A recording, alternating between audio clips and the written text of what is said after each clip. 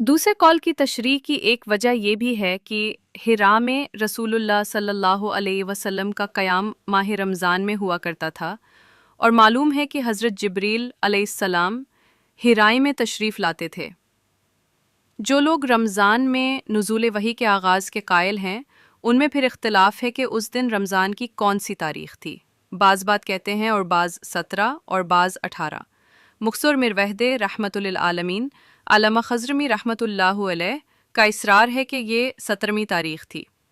देखिए तारीख़ खज़री 1-19 और तारीख़ तशरीउल इस्लामी 1009। मैंने 21 तारीख़ को इस बिना पर तरजीह दी है, हालांकि मुझे इसका कोई कायल नज़र नहीं आया।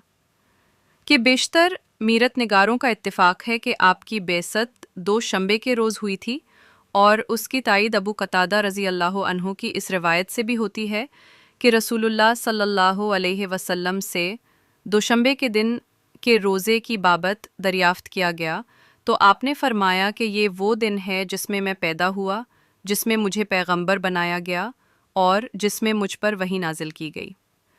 रस्म मुस्लिम 167, मुस्नद अहमद असरत पंचा देती 202, सीस हाकिम 600 दारा 2, और इस साल रमज़ान में 2 शंबे का दिन 1, 24, 21 और 28 तारीख़ों को पड़ा था। इधर सभी रवायात से ये बात साबित और मुअय्यन है कि लैलतुल क़द्र रमज़ान के आखिरी अशरे की ताक रातों में पड़ती है और उनकी ताक रातों में मुंतकिल भी होती रहती है। अब हम एक तरफ अल्लाह ताला का इरशाद देखते हैं कि हमने कुरान मजीद को लैलतुल क़द्र में नाजिल किया। दूसरी तरफ अबू कतादा की ये रवायत देखते हैं कि रसूलुल्लाह सल्लल्लाहु अलैहि वसल्लम को 2 शंबे के रोज़ मबूस फरमाया।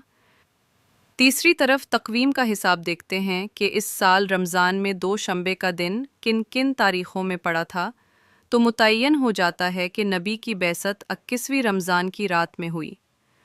इसलिए नुज़ूल वही की पहली तारीख़ है।